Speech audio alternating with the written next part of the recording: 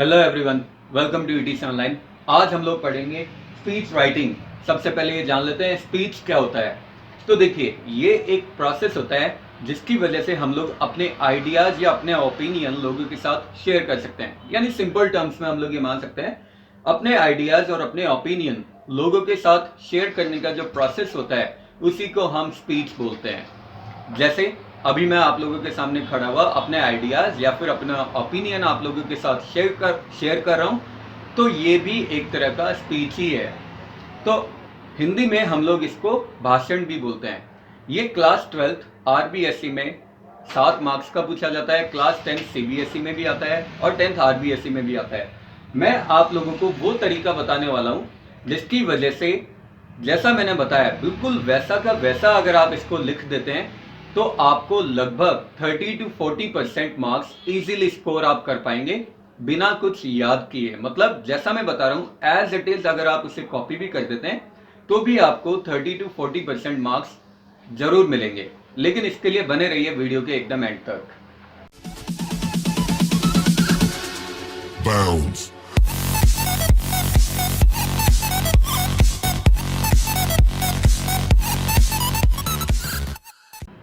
तो चलिए फॉर्मेट देखते हैं। अब हम फॉर्मेट में हमारे पास यहाँ पे सिर्फ और सिर्फ 3 पॉइंट्स आते हैं। सबसे ऊपर और सेंटर में हेडिंग आता है। हेडिंग के बाद एक लाइन का गैप देंगे, फिर कंटेंट आएगा। यहाँ पे हमें ध्यान ये रखना है कि कंटेंट में जो फर्स्ट पैराग्राफ हमें लिखना है उसमें हमें ये फॉलोइंग पॉइंट्स लिखने हैं। हमें ग्रीटिंग करना है फर्स्ट पैराग्राफ में। एड्रेसिंग मतलब हम किससे बोल रहे हैं, हमारे सामने कौन है। सेल्फ इंट्रोडक्शन, अपना खुद का इंट्रोडक्शन देना है ब्रीफ में, यानी 1 या 2 लाइन मैक्सिमम यहाँ पे बोलनी है। फॉर्मल थैंक्स हमें देना है जिसने भी हमें अपॉर्चुनिटी दी है वहां पे आकर अपने आइडिया शेयर करने की। और टॉपिक का इंट्रोडक्शन। ये फर्स्ट पैराग्राफ अभी मैं आप लोगों को लिखवा दूंगा। कोई भी टॉपिक आता है अगर स्पीच पे लेकर तो एज इट इज लिखना है। उसके बाद में जो मेन पॉइंट्स होते हैं सारे मेन पॉइंट्स हम लोग लिखेंगे और ट्राई करना कि पैराग्राफ्स को हम लोग डिवाइड कर दे कम से कम 3 पैराग्राफ में, क्योंकि फर्स्ट पैराग्राफ में इंट्रोडक्शन आता है जो टॉपिक का इंट्रोडक्शन होता है, सेकंड पैराग्राफ में मेन पॉइंट्स आते हैं और थर्ड पैराग्राफ में जो लास्ट पैराग्राफ जैसे हम बोलते हैं उसमें कंक्लूजन या फिर रिजल्ट हमें लिखना होता है। लास्ट में जब हम लोग कंटेंट पूरा लिख पाए उसके बाद में एक लाइन का फिर हम लोग गैप देंगे और फिर हम लोगों को लिखना है थैंक यू। अब इसका हम लोग एक एग्जाम्पल देख लेते हैं और इसमें मैं आप लोगों को यूनिवर्सल लाइन लिखवा दूंगा फर्स्ट पैराग्राफ के लिए, जिसमें कोई भी अगर टॉपिक आता है तो आपको वही लाइन एज इट इज उतार के आनी है। तो चलिए देख लेते हैं कि वो लाइंस कौन कौन सी है। तो आइए एग्जाम्पल के साथ हम लोग स्पीच का एक फॉर्मेट देखते हैं और उसमें क्या क्या यूनिवर्सल लाइन्स आती है उन सबको देखते हैं। सबसे ऊपर हेडिंग आता है तो सबसे ऊपर हम लोग हेडिंग लिख देंगे, चाहे तो उसे हम लोग अंडरलाइन भी कर सकते हैं। एक लाइन का फिर हम लोगों को गैप देना होगा। उसके बाद में फिर हम लोग कंटेंट लिखेंगे डायरेक्ट।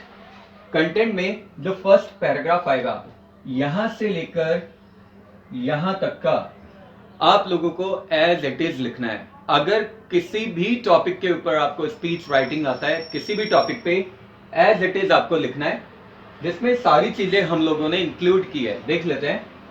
सबसे पहले आता है ग्रीटिंग। तो सबसे पहले हमने ग्रीटिंग कर दिया और वेरी गुड मॉर्निंग, यहाँ पे हमने ग्रीट कर दिया।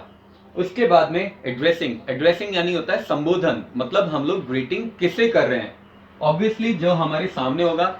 तो जनरली हम लोग जब भी स्पीच बोलते हैं तो हम लोग बोलते हैं a very good morning to the principal, director, teachers, my dear friends. तो यहाँ पे क्या होता है, कई बार हम लोग जो सीक्वेंशियल ऑर्डर होता है उसको चेंज कर देते हैं। मतलब जैसे मैंने पहले बोल दिया very good morning to my dear friends, teachers, principal, तो यहाँ पे पहले फ्रेंड आ गया, जबकि पहले प्रिंसिपल आना चाहिए था, उसके बाद टीचर आना चाहिए था। तो इन सब चीजों को अवॉइड करने के लिए एक फ्रेज हम लोग यूज कर सकते हैं, वन एंड ऑल। तो हम लोग लिख सकते हैं a very good morning to one and all. उस वन एंड ऑल में सब कोई आ गया, वहां पे पेरेंट्स बैठे हुए हैं, स्टूडेंट्स, टीचर्स, डायरेक्टर, प्रिंसिपल, सब लोग उसमें इंक्लूड हो गए। तो ये आ गया एड्रेसिंग। उसके बाद नेक्स्ट वाली लाइन से हमें लिखना है, यहाँ पे हमें लाइन का गैप नहीं देना, जहां पे ये खत्म हो गया उसी के एकदम नेक्स्ट लाइन में हमें लिखना है सेल्फ इंट्रोडक्शन। अपना खुद का इंट्रोडक्शन हमें देना है। जिसमें सिर्फ नाम आएगा और अपनी क्लास आएगी कि कौन सी क्लास से हम लोग हैं। हम लोगों ने लिख दिया माय नेम इज XYZ।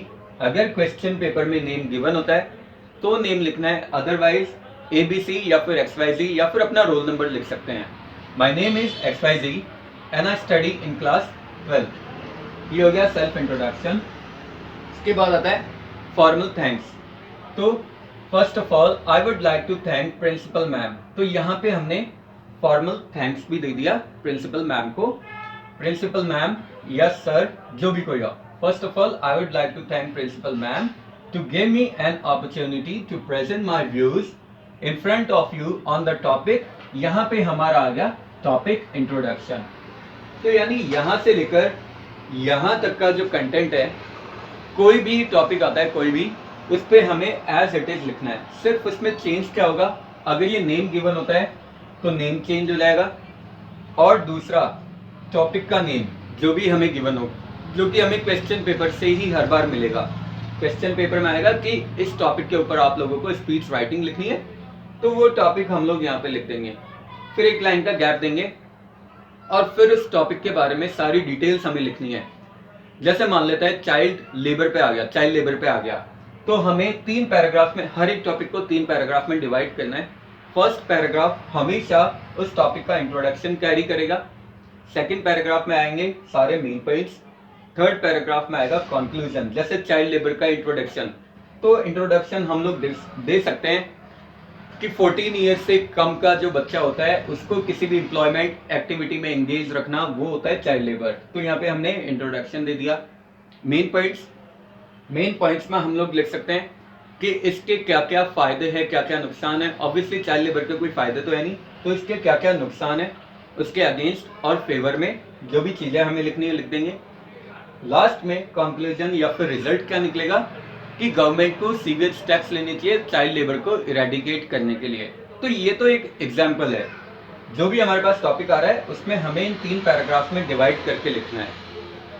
जब हमने पूरा कंटेंट लिख लिया, एक लाइन का फिर हम लोग गैप देंगे, लास्ट में हम लोग लिखेंगे थैंक यू, और ये हमारा तीसरा पॉइंट भी कवर हो गया। तो यानी अगर अल्टीमेटली इसमें देखा जाए तो सिर्फ 3 पॉइंट्स आता है, हेडिंग, कंटेंट और थैंक यू।